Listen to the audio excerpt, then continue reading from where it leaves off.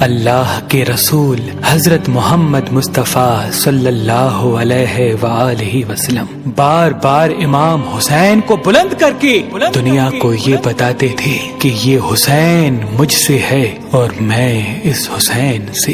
اے لوگو، اگر اس حسین پہ کوئی مشکل وقت آ جائے اور یہ تم سے مدد طلب کرے تو اس کا ساتھ دینا، کیونکہ یہ جنت کے جوانوں کا سردار ہے، میرا خون ہے، میری اولاد ہے۔ لیکن افسوس، ابھی رسول اللہ کی رحلت کو تھوڑا وقت ہی گزرا تھا کہ کربلا کے میدان میں ایک طرف 9 لاکھ کا مجمع تھا تو دوسری طرف وہ حسین جس کو اللہ کے رسول اپنے کندھوں پہ سوار کرتے تھے۔ امام حسین علیہ السلام اپنے نانا کی امت سے بار بار کہتے رہے کہ کیوں میرا رستہ روکا ہے؟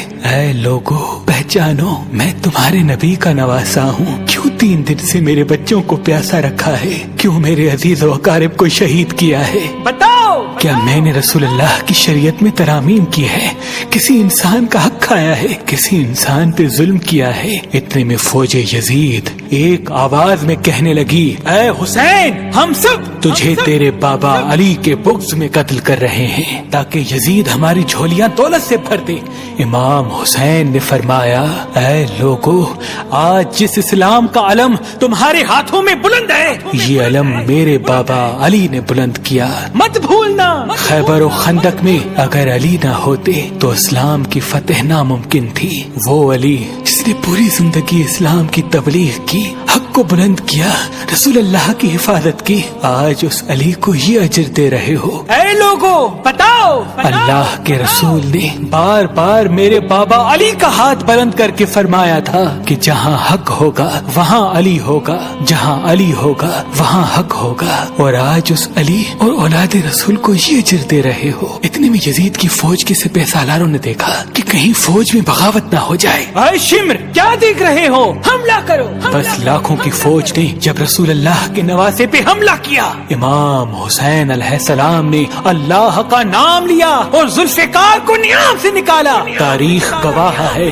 ایک طرف لاکھوں کا مجمع اور ایک طرف 3 دن کا بھوکا پیاسا حسین ابن علی۔ زمین پہ اس طرح کی جنگ پہلے کبھی نہیں دیکھی تھی کہ ایک تنہا انسان لاکھوں کے مجمع کو اس طرح سے فنار کر رہا ہے کہ فوج اشکیا واپس پلٹ کے بھاگنے لگی۔ امام حسین فوج یزید سے مخاطب ہو کے فرماتے ہیں، آؤ، 3 دن کے بھوکے کی جنگ دیکھو، 3 دن کے پیاسے کی جنگ دیکھو، رسول کے اس نواسے کی جنگ دیکھو، اس کی جنگ دیکھو جس کا جوان بھائی مارا گیا، جس کے جوان بیٹی کو نظروں کے سامنے قتل کیا گیا، جس نے اپنے ہی ہاتھوں سے اپنے بچے کی قبر بنائی۔ امام حسین شیر کی طرح فوج یزید سے لڑ رہے ہیں۔ اتنے میں آواز غائب آتی ہے، حسین، تیرا اللہ تجھ سے راضی ہوا۔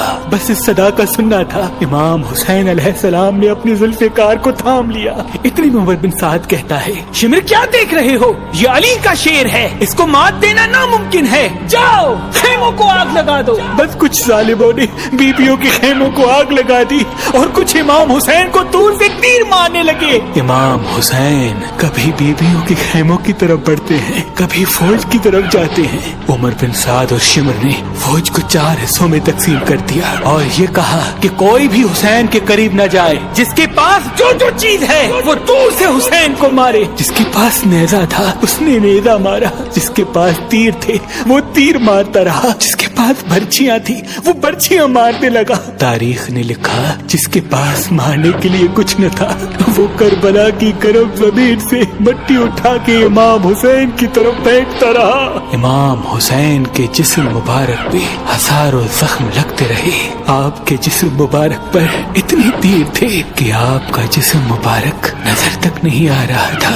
بس جیسے ہی نواسا رسول گھوڑے کی سینگ سے زمین پہ آتے ہیں، فوج یزید جھومنا شروع کر دیتی ہے، لیکن اتنے میں وہ گھوڑا جس پہ آپ سواری کیا کرتے تھے وہ امام حسین کے چاروں طرف گھومنا شروع کر دیتا ہے تاکہ ان تیروں سے میں اپنے آقا حسین کو بچا لوں۔ وہ گھوڑا دوڑ ہی رہا تھا، اتنے میں عمر بن سعد نے کہا، اے لوگو رکو، میں نے اپنی آنکھوں سے دیکھا تھا اس گھوڑے پہ اللہ کے رسول سواری کرتے تھے، کہیں تیر اس گھوڑے کو نہ لگے، اور یوں تیروں کو چلانا بند کیا گیا۔ افسوس ہے ان لوگوں کو اس گھوڑے کا تو احترام معلوم تھا جس پہ رسول اللہ سواری کیا کرتے تھے، لیکن اس حسین کا احترام بھول چکے جن کو اپنے کندھوں پہ سوار کر کے امت کو دکھایا کرتے تھے۔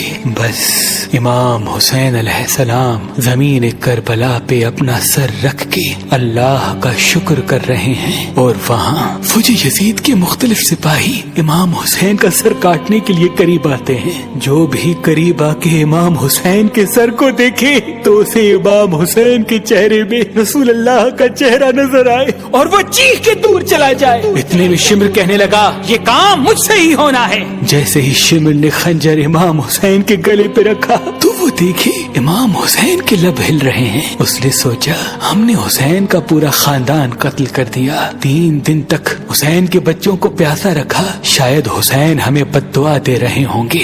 سننے کے لیے کان قریب کرے تو کیا سنے، امام حسین علیہ السلام اللہ کی دربار میں اللہ کی نعمتوں کا شکر کر رہے ہیں کہ اے اللہ تیرا شکر ہے کہ اس عظیم امتحان کے لیے تو نے اس حسین کو چنا۔ اتنے میں امام حسین نے آنکھیں کھولی اور شمر سے کہا، اے شمر، کیا تو نہیں جانتا میں رسول اللہ کا نواسا ہوں، جنت کا سردار ہوں، حق پہ ہوں، بے جرم ہوں؟ شمر نے کہا، ہاں مجھے معلوم ہے۔ پھر آپ نے فرمایا، تو کیوں قتل کر رہے ہو؟ شمر نے کہا، تاکہ یزید میری جھولی دنیاوی دولت سے بھر دے۔ بس یہ کہتے کہتے شمر امام حسین کا گلا کاٹتا رہا اور فوج یزید مسلسل جھومتی رہی۔